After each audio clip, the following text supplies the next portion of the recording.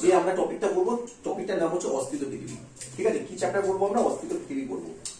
So এই চ্যাপ্টারের মধ্যে আমি দু তিনটে জিনিস একটু বলছিলাম তোদেরকে আগে, যে ফার্স্ট হচ্ছে বহি সঞ্চালন তত্ত্ব জিনিসটা কি ফার্স্ট আমি বোঝাবো, আর বোঝাবো কি পাত সঞ্চালন টেকটনিক থিওরি যেটা আছে টেকটনিক থিওরিটা আমি বোঝাবো। তো অ্যালফ্রেড ওয়াগনার কি বলছে, আজকে আমরা পৃথিবীর মধ্যে যে সমস্ত ভূভাগগুলো আমরা দেখতে পাচ্ছি, ঠিক আছে, লং টাইম এগো কিন্তু সেটা কিছু এরকম ভাবে ছিল না। ঠিক আছে, কি বললাম, আজ থেকে বহু বছর আগে কিন্তু এই জিনিসটা এরকম ভাবে ছিল না। পৃথিবী এটা এই যে ভূভাগটা দেখতে পাচ্ছিস, এই যে মানচিত্রটা তোরা দেখতে পাচ্ছিস, এই মানচিত্রটা কি? এই মানচিত্রটা হচ্ছে আজকের দিনের মডার্ন ওয়ার্ল্ডে বা মডার্ন আমাদের পৃথিবীর যে আর্থ আছে সেই আর্থের ম্যাপ। ঠিক আছে, যার মধ্যে কি আমাদের প্যারা ভারত কোথায় আছে? আমাদের প্যারা ভারত, দিস ইজ আওয়ার প্যারা ভারত। ওকে, সো প্রিয় ভারতবর্ষ আমাদের এখানে। আর এটা হচ্ছে সারা গ্রুপ, একটুখানি দেশগুলো কন্টিনেন্ট গুলো বলে দিই। এটা হচ্ছে নর্থ আমেরিকা, একটু চিনে নিই, এটা নর্থ আমেরিকা বলে, এটা সাউথ আমেরিকা বলে। এই হেলমেটের মতো জিনিসটা দেখতে পাচ্ছিস এটাকে বলে কি? আফ্রিকা। এটা হচ্ছে ইউরোপ, ওপরটা হচ্ছে পুরোটা হচ্ছে এশিয়া। ঠিক আছে, আর এটা হচ্ছে অস্ট্রেলিয়া। ঠিক আছে, সমুদ্রগুলোর নামগুলো যদি বলি, সেটা হচ্ছে কি হিন্দ মহাসাগর মিনস হচ্ছে ইন্ডিয়ান ওশান, ভারত মহাসাগর। এইটা হচ্ছে কি এইটাকে বলা হয় কি আটলান্টিক ওশান, আর এই দিকটা হচ্ছে প্যাসিফিক ওশান। প্যাসিফিক ওশান মানে প্রশান্ত মহাসাগর, এটা হচ্ছে প্রশান্ত মহাসাগর, আর এই মাঝখানে হচ্ছে আটলান্টিক ওশান।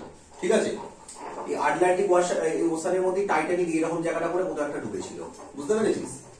টাইটানিক সিনেমা দেখেছিস তো? টাইটানিক সিনেমা বলছে কি টাইটানিক ডুবে গেছিল, যে কোথায় ডুবে গেছিল? টাইটানিক ডুবে গেছিল ঠিক এরকম জায়গাটা করে সামাও ডুবে গেছিল, ইংল্যান্ড থেকে ইউএস যাওয়ার পথে। ওকে, গল্প বুঝে গেছি, প্লট বুঝে গেছি। তো এই যে ম্যাপটা তোরা দেখতে পাচ্ছিস, ওদের সামনে যেটা প্রেজেন্ট করা আছে, এই ম্যাপটা কিন্তু পৃথিবীর সৃষ্টির সময় থেকে এরকম ছিল না। কি বললাম? পৃথিবীর সৃষ্টির সময় থেকে ম্যাপটা এরকম ছিল না। এর মধ্যে আগে পৃথিবীর মধ্যে একটা বিশাল বড় এরকম, আগে পৃথিবী যখন তৈরি হয়েছিল, পৃথিবী তৈরির সময়, পৃথিবী তৈরির ইতিহাসটাও তোদেরকে আমি বোঝাবো, কিন্তু মনে রাখবি পৃথিবী তৈরির সময় পৃথিবীর একটা বিশাল বড় একটা কি ছিল, মানে পুরো পৃথিবীর মধ্যে একটা জলভাগ ছিল আর একটা বিশাল বড় ল্যান্ডমাস ছিল। ঠিক আছে, যখনই ল্যান্ডমাস ছিল, ঠিক আছে, এইরকম ভাবে পৃথিবীটা পুরোপুরি ডিটারমাইন ছিল। এই পৃথিবীর যে বড় যে একটাই মাত্র যে জমি ছিল, বা একটাই মাত্র যে কি ছিল, ল্যান্ড ছিল, সেই ল্যান্ডটার নাম ছিল প্যানজিয়া। কি নাম ছিল তার? নাম প্যানজিয়া। এখন যেমন দেখছি এতগুলো মহাদেশ, এতগুলো টুকরো টুকরো ভাগে আছে, তখন কিন্তু কি ছিল? একটাই মাত্র কি ছিল? ভূভাগ ছিল বা ভূমি ছিল, সেটার নাম হচ্ছে প্যানজিয়া। আর এই যে সমুদ্রটা দেখতে পাচ্ছি, সমুদ্রটার নাম ছিল তখন প্যান্থালাসা। কি? প্যান্থালাসা। তাহলে সমুদ্র কতগুলো ছিল? একটাই মাত্র সমুদ্র ছিল, বিশাল বড় সমুদ্র, সেটার নাম প্যান্থালাসা। আর যে একটাই মাত্র ভূভাগ ছিল, ভূভাগটাকে বলা হয় কি? প্যানজিয়া। ঠিক আছে, এইবার এই বলতে পারিস এইরকম টাইপের পৃথিবীর ম্যাপটা ছিল, মানে তখনকার দিনে যদি আমরা বলি ছিল। তো পাত সঞ্চালন তত্ত্ব বলছে, অ্যালফ্রেড ওয়াগনার নামে একজন ছিল, মানে একজন জিওলজিস্ট ছিলেন। তিনি বলছেন কি পৃথিবীর মধ্যে, পৃথিবীর তলায় বা পৃথিবীর ভূ অভ্যন্তরে কি হয়, এই জিনিসগুলো নিজেদের মধ্যে কি হতে থাকে? ভাগ বাটোয়ারা হতে থাকে। প্লেট টেকটোনিজমের জন্য, প্লেট টেকটোনিজম জিনিসটাও কি আমি তোদের এখন দেখাবো, তোরা এখানে বুঝবি। যার ফলে কি হতে থাকে, যার ফলে যখন জিনিসগুলো ভাগ হতে থাকে, ভাগ হয়ে যাওয়ার ফলে কি হয়, জিনিসটা আস্তে আস্তে পৃথিবীর ভূখণ্ডগুলো নিজেদের মধ্যে থেকে কি হয়, ছড়িয়ে সব জায়গায় ছড়িয়ে ছিটিয়ে যায়। সরি, তো ছড়িয়ে ছিটিয়ে যাওয়ার ফলে কি হয়, আজকের যে পৃথিবীটাকে আমরা দেখতে পাচ্ছি, মডার্ন আর্থ বা মডার্ন গ্লোব, সেই মডার্ন গ্লোবটা এইভাবে তৈরি হয়। এবার যখন প্রত্যেকটা জিনিসগুলো এরকম ভাবে ছড়িয়ে যাচ্ছে, এই যে এবার আসছেন এই স্যার, এনার নাম হচ্ছে কি অ্যালফ্রেড ওয়াগনার। ইনি প্রথমেই থিওরিটা দিয়েছিলেন। অ্যালফ্রেড ওয়াগনার 1880 থেকে 1913, এটা এনার তার জন্ম, এটা মৃত্যু এখানে লেখা আছে। তো অ্যালফ্রেড ওয়াগনার কি করেছিল? সবার প্রথমে অ্যালফ্রেড ওয়াগনার এই পৃথিবীর যে মানচিত্রের যে যত সব দেশগুলো আছে বা মহাদেশগুলো আছে, সেগুলোকে একটা কাগজের মধ্যে ড্রয়িং করেছিলেন। ড্রয়িংস করে কাঁচি দিয়ে ওগুলো কি করেছিল বলতো? কেটেছিল। কেটেছি জিপস পাজল দেখেছিস? জিপস পাজল গুলো একটার সাথে একটা জুড়ে জুড়ে একটা বড় ছবি তৈরি করা হয়। তো জিপস পাজলের মতো যদি প্রত্যেকটা মহাদেশের সাথে প্রত্যেকটা মহাদেশ তিনি ঠেকিয়ে রেখে দিয়েছিলেন, দেখেছিলেন সবকটার সাথে জুড়ে যাচ্ছে। তার মানে এই দেখ, উনি তো যখন পৃথিবী সৃষ্টি হয়েছিলেন তখন তো ছিল না, বেঁচে ছিলেন না, নিশ্চয়ই মানুষও তখন কোনো মানুষ না, কোনো প্রাণী ছিল না। সেই পৃথিবী তৈরির ইতিহাসের ভিডিওটা তোদের আমি এখানে দেখাবো। তো অ্যালফ্রেড ওয়াগনার কি মনে করেন? অ্যালফ্রেড ওয়াগনার মনে করেন যে যেহেতু কি হয়, যেহেতু পৃথিবী তৈরির সময় প্রত্যেকটা পাজলের টুকরোর সাথে প্রত্যেকটা পাজলের টুকরো মিলে যাচ্ছে, তার মানে প্রত্যেকটা মহাদেশ একটা কি ছিল? একটাই মাত্র বড় মহাদেশ ছিল, যেটার নাম ছিল কি? প্যানজিয়া। আর একটাই সমুদ্র ছিল, সমুদ্রের নাম আমি প্রথমে বললাম কি? প্যান্থালাসা। এইবার যখনই এই জিনিসটা হয়, ঠিক আছে, এই জিনিসটা হওয়ার পর তিনি কি করেন, এখানে প্রত্যেকটা টুকরোগুলোকে দেখেন এরকম ভাবে প্রত্যেকটা টুকরো এরকম ভাবে আলাদা হয়ে যায়। আফ্রিকান কন্টিনেন্ট থেকে কি হয়, ভারতের তৈরি হয়। এবার প্যানজিয়া মেনলি যে কন্টিনেন্ট আছে, সেই প্যানজিয়া, এবার ভারত যখন এরকম ভাবে এটা একটা অন্য একটা পাত আছে, সেই পাতটার নাম আমি তোদের বলছি এখন। সেই পাতের সাথে যখন ধাক্কা লেগে কি এরকম উঁচু হয়ে যায়, কি হয়ে যায়, জায়গাগুলো উঁচু হয়ে যায়, উঁচু হয়ে গিয়ে এই যে জিনিসগুলো দেখতে পাচ্ছি সেগুলো হচ্ছে মডার্ন ডে হিমালয়। এবার এই যে প্যানজিয়া, এটা পুরোটা বলছি, প্যানজিয়ার মধ্যে দুটো ভাগ হয়, ঠিক আছে। একটা হচ্ছে উপরেরটাকে বলে লরেশিয়া আর নিচেরটাকে বলা হয় গন্ডোয়ারা ল্যান্ড। কি বলা হয়? উপরটাকে বলা হয় লরেশিয়া, নিচেরটাকে বলে গন্ডোয়ারা ল্যান্ড। আমি বোঝানোর সুবিধার্থে আরেকবার বলছি, একটাই মাত্র পুরো কি ছিল, জমি ছিল, সেই জমিটার নাম কি ছিল, প্যানজিয়া। প্যানজিয়া মাঝখান থেকে দুটো ভাগে ভাগ হয়ে যায়, কি কি, একটা উপরেরটার নাম হচ্ছে লরেশিয়া আর নিচেরটার নাম হচ্ছে কি গন্ডোয়ারা ল্যান্ড। কি বললাম, উপরের টুকরোটার নাম হচ্ছে লরেশিয়া, লরেশিয়া থেকেই আজকের দিনের এশিয়া নামটা এসছে। আর গন্ডোয়ারা ল্যান্ডের মধ্যে থেকে কি এসছে, দেখ লরেশিয়ার মধ্যে থেকে উত্তর আমেরিকা চলে গেছে ওদিকে, ঠিক আছে, তারপর পুরো এশিয়ার সমগ্র চলে এসছে। আর গন্ডোয়ারা ল্যান্ডের মধ্যে আফ্রিকা, এটা এটা এটা আফ্রিকা, দেখতে পাচ্ছিস, এটা আফ্রিকা, এটা হচ্ছে দক্ষিণ আমেরিকা, তারপর এটা অস্ট্রেলিয়া। এই যে টুকরোটা দেখতে পাচ্ছিস, এই টুকরোটা হচ্ছে ইউনিক টুকরো, দিস ইজ আওয়ার প্যারা ভারত, এটা হচ্ছে আমাদের প্রিয় ভারত। ওকে, সো এই ভারত কি হয়, বা আমাদের ভারতবর্ষ কি হয়, অ্যাকচুয়ালি পার্ট ছিল কার, গন্ডোয়ারা ল্যান্ডের পার্ট ছিল। কিন্তু এই পার্টটা আস্তে আস্তে কোথায় চলে যায়, সরতে সরতে সরতে সরতে সরতে সরতে চলে যায় কোথায়, একদম ডাইরেক্ট লরেশিয়ার কাছে চলে যায়। এইবার এই লরেশিয়া আর গন্ডোয়ারা ল্যান্ডের মাঝখানে একটা সমুদ্র ছিল, সেই সমুদ্রটার নাম কি, তেথিস সাগর। কি সাগর ছিল, তেথিস সাগর। এবার দেখ, কোন সাগরের তলায় তো মাটির নিচে তো পলিমাটি থাকবে। এইবার মনে কর কি হয়, তোকে বলি, সাপোজ এটা একটা পেজ আছে, ঠিক আছে। এইবার যখন মনে কর এটা হচ্ছে পলির মতো, এবার দুটো ল্যান্ডমাস যদি কাছাকাছি চলে আসে তখন কি হয়, এদের মধ্যে ফোল্ড তৈরি হয়, হ্যাঁ না, এরা ফোল্ড তৈরি হতে থাকে না। আমি দুটো হাত মনে কর এরকম জায়গাটা আছে, এরকম নর্মাল জায়গাতে আছে। এবার এটা দুটো পিস অফ ল্যান্ড, এই দুটো পিস অফ ল্যান্ড যদি পাশাপাশি আসে তখন পলিগুলো কি হবে, আস্তে আস্তে আস্তে আস্তে উপর দিকে উঠে যাবে, তাই তো। পলিগুলো উপর দিকে উঠতে উঠতে উঠতে কি তৈরি হয়, পর্বতের তৈরি হয়, ফোল্ড মাউন্টেন তৈরি হয়। মানে হচ্ছে, আচ্ছা, ভঙ্গির পর্বত, এই পর্বতের মধ্যেও ভাগ আছে, ভঙ্গির পর্বত আছে, স্তূপ পর্বত আছে, আমি এখনো বলছি না, শুধু এইটুকুনি মনে রাখ। আস্তে আস্তে যখন কি হচ্ছে, ইন্ডিয়ান সাবকন্টিনেন্ট কি হচ্ছে, ভারতীয় উপমহাদেশ কি হচ্ছে, যখন আস্তে আস্তে গন্ডোয়ারা ল্যান্ড থেকে ভেঙে গিয়ে কোন দিকে চলে যাচ্ছে, টুয়ার্ডস লরেশিয়ার দিকে চলে যাচ্ছে, তখন লরেশিয়ার এই জায়গাটা কি ছিল, এই জায়গাটা ছিল হচ্ছে তেথিস সাগর। কি সাগর ছিল, তেথিস সাগর। তেথিস সাগরে যখন চলে আসছে আস্তে আস্তে এরকম ভাবে টুকরো টুকরো হতে হতে চলে যাচ্ছে। এইবার ঘটনা চক্রে কি হয়, তেথিস সাগরের পলিগুলো তখন কি হয়ে যায়, নিজেদের মধ্যে ফোল্ড খেয়ে যায়, ফোল্ড খেয়ে চলে যায়। এবার এইরকম ভাবে কি হয়, ঘটনাগুলো এরকম ভাবে হচ্ছিল, একটা অ্যানিমেশন থ্রু দিয়ে বোঝ। তো উপরে এই যে নর্থ আমেরিকা, ইউরোপ, প্রত্যেকটা দেশ, এই যে উপরে যে আমরা যেটা বললাম লরেশিয়া ছিল, লরেশিয়ার মধ্যে এতগুলো ছিল। আর গন্ডোয়ারা ল্যান্ডের মধ্যে কি ছিল, ইন্ডিয়া ছিল, অস্ট্রেলিয়া ছিল, তারপর কি বলছে আন্টার্কটিকা ছিল, এইসব বিভিন্ন জিনিসগুলো ছিল। তো ইন্ডিয়া কি হয়, আস্তে আস্তে টুয়ার্ডস লরেশিয়ার দিকে চাপতে থাকে। যখনই চাপতে থাকে, সমুদ্রের যে জিনিসগুলো থাকে সেই জিনিসগুলো কি এখানে জমতে থাকে, জমতে জমতে কি হয়, ভারত কি হয়, আফ্রিকার এই সাবকন্টিনেন্ট থেকে, এটা মাদাগাস্কার থেকে ছাড়িয়ে আস্তে আস্তে আস্তে আস্তে কি হয়, টুয়ার্ডস লরেশিয়ার দিকে যেতে থাকে। এবার যখনই যাবে, এই জায়গাটা ছিল কি, তেথিস সাগর, এই জায়গাটা কি ছিল, তেথিস সাগর। তো তেথিস সাগরের পলিগুলো আস্তে আস্তে কি হচ্ছে, সামনের দিকে ফোল্ড আস্তে আস্তে উঠছে, উঠে যখনই হিট করছে তখনই জায়গাগুলোর মধ্যে এরকম উঁচু ব্যারিয়ার করে দিচ্ছে। এই উঁচু ব্যারিয়ারটাই হচ্ছে নাউডেজ হিমালয়, যেটাকে আজকে আমরা হিমালয় পর্বত বলি। যেটা তোদের বললাম, যখনই একটা পাতের দিকে আসবে, সরে আসবে, পাতের দিকে সরে আসার ফলে কি হয়, কাগজটা যেমন তোদের আমি ফোল্ড খাইয়ে দেখালাম, ঠিক সিমিলার ভাবে কি হচ্ছে, এখানে ফোল্ড খাচ্ছে, ফোল্ড খেয়ে এই যে উঁচু উঁচু জিনিসগুলো যেগুলো তৈরি হচ্ছে, এই উঁচু উঁচু জিনিসগুলোই হচ্ছে আজকের দিনের মডার্ন কি, মডার্ন মাউন্টেন।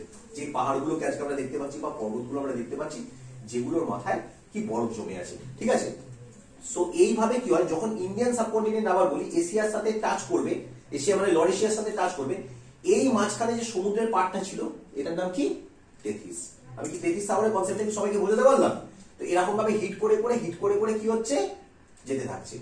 এবার এই যে মাঝখানে এই যে ব্যারিয়ার মতো এই জায়গাটা তৈরি হয়েছে, এই পর্বতটার নাম হচ্ছে কি, হিমালয় পর্বত, যেটা হচ্ছে পৃথিবীর মধ্যে কি সব থেকে উচ্চতম পর্বত, আর মাউন্ট এভারেস্ট হচ্ছে সব থেকে উচ্চতম পিক। মজার কথা কি জানিস, মজার কথা হচ্ছে মাউন্ট এভারেস্টের হাইট ডে বাই ডে বেড়ে যাচ্ছে, পাহাড়ের হাইট বাড়ছে। আজ থেকে 50 বছর আগে মাউন্ট এভারেস্টের উচ্চতা ছিল 8848 মিটার। আজকের দিনে মাউন্ট এভারেস্টের উচ্চতা কত হয়েছে জানিস, 8850 মিটার, 2 মিটার বেড়ে গেছে। এবার প্রশ্ন হচ্ছে স্যার বাড়লো কি করে, পাহাড় কি মানুষের মতো বাড়ে? ইন্ডিয়ান প্লেট এখনো কি করছে, ঠেলে যাচ্ছে কার দিকে, এশিয়ার দিকে ঠেলে যাচ্ছে ক্রমাগত, যার জন্য ভূমিকম্প হচ্ছে। এবার ও তো ঠেলে যাচ্ছে, তাহলে তলার পলিগুলো কি হচ্ছে, আস্তে আস্তে চেপে চেপে চেপে চেপে কি হচ্ছে, খুব স্টেডিলি অল্প অল্প করে পর্বতের হাইট বাড়ছে। আর যার জন্য আজকে এই নর্থের দিকে যে স্টেটগুলো আছে, নর্থের দিকে স্টেটগুলোতে এখনো পর্যন্ত কি হচ্ছে, ভূমিকম্প হচ্ছে, ধস নামছে, এই জিনিসগুলো ব্লা ব্লা ব্লা ব্লা, এই সমস্ত ইভেন্টগুলো হচ্ছে। এত যে রিক্টার ম্যাগনিটিউডে এত রিক্টার স্কেলে যে ভূমিকম্প হচ্ছে, ভূমিকম্প হওয়ার কারণ কি? একটাই কারণ, ইন্ডিয়ান যে প্লেট আছে, ইন্ডিয়ান প্লেট ক্রমবর্ধমান ভাবে কোন দিকে ঠেলছে, এখনো পর্যন্ত ঠেলে যাচ্ছে কাকে? এশিয়ান প্লেটকে এখনো পর্যন্ত ঠেলে যাচ্ছে, বুঝতে পারছিস? এবার পাত সঞ্চালন তত্ত্ব বা প্লেট টেকটনিক থিওরিটা কি? মনে কর একটা থালার মধ্যে তুই জল নিবি, কি বললি? থালার মধ্যে জল নিবি, জল নিয়ে কি করলি, ওই থার্মোকলের থালা পাওয়া যায় দেখেছিস, বা সোলার থালা যেগুলো বিয়ে বাড়িতে খায়, ওই থালাগুলোকে ছোট ছোট টুকরো টুকরো করে কাটলি, জলের মধ্যে ফ্লোট করিয়ে দিলি, তাহলে কি হচ্ছে, প্রত্যেকটা শোলা জলের মধ্যে ভাসছে। একটা থালার মধ্যে জল, জলের মধ্যে কিছু শোলাগুলো ভাসছে, রাইট? এবার একটা শোলার উপর রেখে দিলে একটা ছোট এক টুকরো পাথর, একটার মধ্যে একটু বালি রাখলি, একটার মধ্যে ছোট একটু ইট রাখলি, তাহলে সেগুলো কি ডুববে না ডুববে না? ডুববে না, ভাসবে, ছোট ছোট ভাসবে তো। এবার থালাটাকে একটুখানি করে হালকা করে নাড়িয়ে দিবি, তলা দিয়ে সাইড করে, একটু হালকা ঢেউ তৈরি হবে, তখন দেখবি জিনিসগুলো কাঁপছে। তেমন আমাদের পৃথিবীর উপরিভাগের মধ্যে আমরা এইগুলোকে যে ছোট ছোট সোলার যেগুলো রেখে দিচ্ছি, এগুলোকে প্লেট বলে। কি বলে এগুলোকে? প্লেট। আমরা পৃথিবীতেই দাঁড়িয়ে আছি কোথায়? আমরা এই যে বাড়ি ঘর বানিয়েছি, এগুলো বানিয়েছি, আমরা এগুলো প্লেটের ওপর একটা বানিয়েছি। একটা প্লেট বিশাল বড় বড় হয়, বলতে পারছি একটা দেশ জুড়ে একটা প্লেট হয়, এরকম বড় বড় হয়, বিশাল বড় বড় প্লেট হয়। সেই প্লেটের ওপর মাটির ওপরে আমরা দাঁড়িয়ে আছি। এবার কি হয়, প্লেটের তলায় কি আছে? লাভা। কি আছে? লাভা। যেমন সোলার নিচে কি আছে, এখানে জল ছিল, যেমন প্লেটের নিচে কি আছে? লাভা। এবার দুটো প্লেটের মাঝখানে ফাটল পেলে কি হয়, লাভাটা উপর দিয়ে গড়গড় করে বেরিয়ে আসে। যেটা আগের চ্যাপ্টারে তোদের আমি পড়াচ্ছিলাম, আগ্নেয়গিরিতে কি হয়, তলা থেকে ফাটল পেলেই কি হয়, টুকরো টুকরো করে বেরিয়ে আসে। যেমন আমাদের চামড়ার মধ্যে যদি কোনো একটা জায়গায় যদি কি করে দিই, সাপোজ কোনো একটা জায়গায় যদি মনে কর ফুটো করে দিলাম কিছু দিয়ে, কি হবে? রক্ত বেরিয়ে আসবে, তাই তো? রক্ত বেরিয়ে আসবে। সিমিলারলি কি, রক্ত যেমন আমাদের চামড়ার তলায় আছে, তেমন প্লেটগুলোর তলায় কি আছে? লাভা আছে। লাভাগুলো সুযোগ পেলে কি হবে, গড়গড় গড়গড় করে বেরিয়ে আসতে থাকবে। এইবার লাভা বেরিয়ে আসছে, জিনিসগুলো পরপর করে সব হয়ে যাচ্ছে। হয়ে গেলে তখন কি হচ্ছে ঘটনাটা? তখন ঘটনাটা দাঁড়াচ্ছে কি, এই প্লেটগুলো যখন একটা একটার সাথে সংস্পর্শ হয়, তখন কি তৈরি হয়? ভূমিকম্প তৈরি হয়। ওকে, তাহলে আমরা কি পাত সঞ্চালন তত্ত্ব আর বহি সঞ্চালন তত্ত্ব কি বোঝাতে পারলাম? এই সম্বন্ধে কোনো ডাউট নেই। এইবার পাত কত রকমের হয়? পাত মূলত 3 রকমের হয়, ঠিক আছে? একটাকে বলা হয় অপসারী পাত সীমানা, একটাকে বলা হয় অভিসারী পাত সীমানা, আর একটাকে বলা হয় কি নিরপেক্ষ পাত সীমানা। অপসারী পাত সীমানা কাকে বলা হয়? দুটো পাত যখন, দুটো প্লেট আছে মনে কর, দুটো প্লেট যখন একটার থেকে এরকম ভাবে দূরে সরে যাচ্ছে, কি হয়ে যাচ্ছে? দূরে সরে যাচ্ছে, তখন সেটাকে আমরা কি বলি? তখন সেটাকে আমরা বলি অপসারী পাত সীমানা। অভিসারী পাত সীমানা কাকে বলে? অভিসারী পাত সীমানা এই সবে তোদেরকে দেখালাম, যখন একটা পাত আর দুটো পাত পরস্পরের দিকে আসছে, মানে এই যে সিচুয়েশনে দেখতে পাচ্ছিস, একটা পাত যখন আর একটা পাতের দিকে আসছে, দেখ স্টাডি কর জায়গাটা, এই দেখ একটা পাত, এই পাতটা এখানে আছে, এই পাতটা এখানে আছে। এবার দুটো পাতের মধ্যে কোনটা নরম পাত? একটা প্লেট হবে শক্ত, একটা প্লেট হবে কঠিন। কোনটা শক্ত কোনটা কঠিন হবে বলতো? এদিকেরটা কি শক্ত না কঠিন? এটা শক্ত, তাই জন্য এটা বেন্ড হচ্ছে না। বেন্ড কোনটা হয়? নরমটা দুমড়ে যায়। তাহলে এটা নিশ্চয়ই নরম পাত। কঠিন পাত সবসময় জেনে রাখবি, দুটো প্লেটের মধ্যে যদি এরকম ভাবে হয়, কঠিন পাত কিন্তু স্টিক থাকবে, নরম পাতটা আস্তে আস্তে কি হবে, বেন্ড হয়ে ওপর দিকে উঠে যাবে। এই যে ইনসিডেন্টটা এখন যেটা হচ্ছে, এই ইনসিডেন্টটাকে বলা হয় কি, এই ইনসিডেন্টটাকে বলা হয় অভিসারী পাত সীমানা। এটা মনে করে একটা প্লেট, এটা মনে করে একটা প্লেট, তাহলে এই ঘটনাটাকে বলছে অভিসারী পাত সীমানা। তাহলে অভিসারী পাত সীমানার ফলে কি তৈরি হয়? বড় বড় পর্বত তৈরি হয়।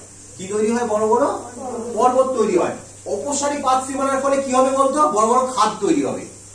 কি তৈরি হবে? খাদ বা বড় বড় বিশাল বড় বড় ল্যান্ডস্কেপ তৈরি হবে। মনে করো দুটো পাত পরস্পর চলে যাচ্ছে, তাহলে মাঝখানে কি তৈরি হবে?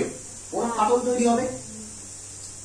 আর এক ধরনের পাত সীমানা হয় যেটাকে বলা হয় নিরপেক্ষ পাত সীমানা। নিরপেক্ষ পাত সীমানা বোঝানোর জন্য বলি মনে কর, তাহলে অপসারীতে আমরা কি বললাম? ফার্স্ট বললাম কি, অপসারীতে কি হয়? দুটো পাত এরকম পরস্পর থেকে দূরে সরে যাচ্ছে।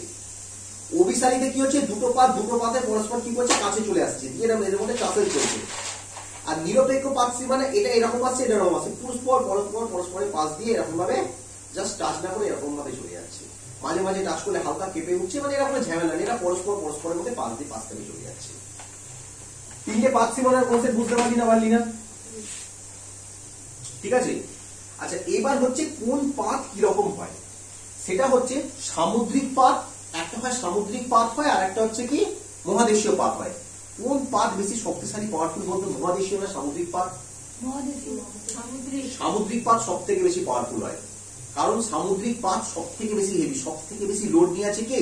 সামুদ্রিক পাতটা, মানে সমুদ্রের তলায় যে প্লেটটা আছে, সমুদ্রের তলায় যে প্লেটটা আছে সে সব থেকে বেশি প্রেসার নিয়ে আছে, কারণ অত সমুদ্রের জলের লোড, বুঝতে পারছিস? মহাদেশীয় পাতের মধ্যে তো কি কটা বাড়ি আছে, কটা আছে, আর এই জায়গা ফাঁকা কি এমন লোড নিয়েছে, কিন্তু সমুদ্রের পাত হচ্ছে সব থেকে লোডেড পাওয়ার, মানে বলতে পারিস কঠিন পাত বা হেভি পাত বলতে পারিস। তারপরে নেক্সট যে টপিকটা তোদের আছে সেটা হচ্ছে কি অগ্নুদ্গম আছে, ঠিক আছে, অগ্নুদ্গম আর ভূমিকম্পের পরিমাপ আছে।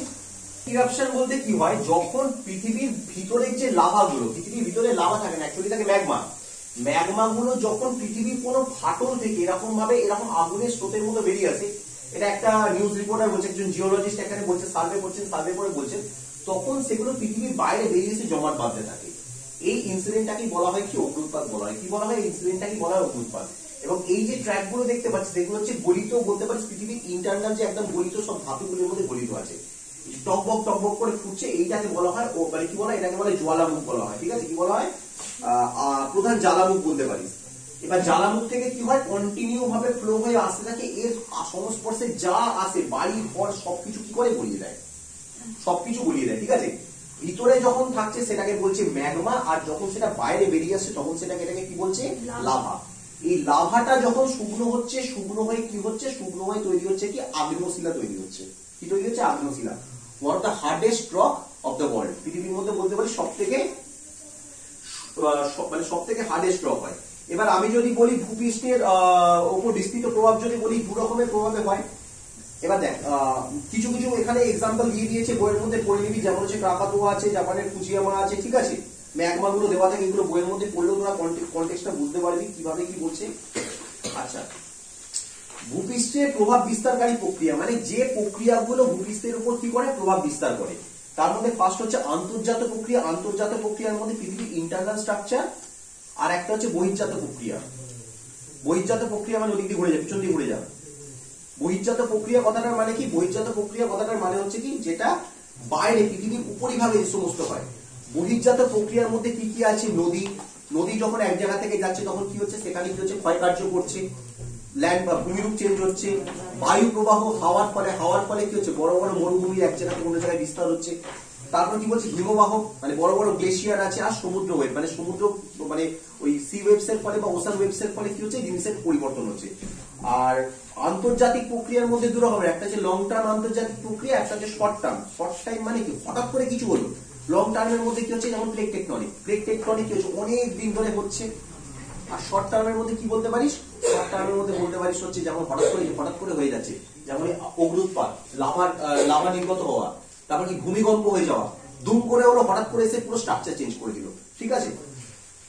তো আমি তোদের বেশি পড়া দেবো না, আমি তোদের পড়া দিলাম। আচ্ছা, ভূমিকম্পের আগে অব্দি পড়া দিলাম, ঠিক আছে, কত অব্দি পড়া দিলাম, ভূমিকম্পের আগে অব্দি তোদের পড়া দিলাম।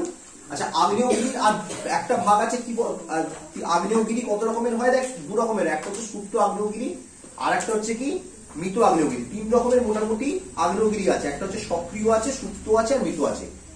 সক্রিয় আগ্নেয়গিরি কাকে বলা হয়, যে আগ্নেয়গিরিটা থেকে এখন ক্রমাগত লাভা বেরিয়ে চলেছে, বুঝতে পারলি, যেমন এটা যেটা দেখতে পাচ্ছিস এটা হচ্ছে কি একটা সক্রিয় আগ্নেয়গিরি। সুপ্ত আগ্নেয়গিরি কাকে বলে, সুপ্ত আগ্নেয়গিরি মানে হচ্ছে একটা সময় কি হয়েছিল, পিছন দিয়ে যা, একটা সময়ের মধ্যে কি হয়েছিল, একটা সময়ের মধ্যে সেটা লাভা বেরিয়েছিল, কিন্তু এখন বেরোচ্ছে না, কিন্তু ভবিষ্যতে সম্ভাবনা আছে কি যে কোনো সময় ওটা আবার বেরোনো। আর মৃত আগ্নেয়গিরি কথাটার মানে কি, মৃত আগ্নেয়গিরি কথাটার মানে হচ্ছে যেটা এক সময় হয়ে গেছে পুরোপুরি, আর তার মধ্যে কোনো কিছু পদার্থ নেই ভিতরে, ঠিক আছে। তিন রকমের আগ্নেয়গিরি আছে। এই আগ্নেয়গিরির ফলে কোন দেশে কি কি ক্যাটাস্ট্রফি হয়েছে, কি কি ডিজাস্টার হয়েছে পড়বি। এখানে লোমো, হাটা, পা, হোগো এগুলো পড়ে নিবি, ঠিক আছে, যেগুলো আছে পড়ে নিবি। এই আগ্নেয়গিরি অব্দি পড়া থাকবে, ওকে।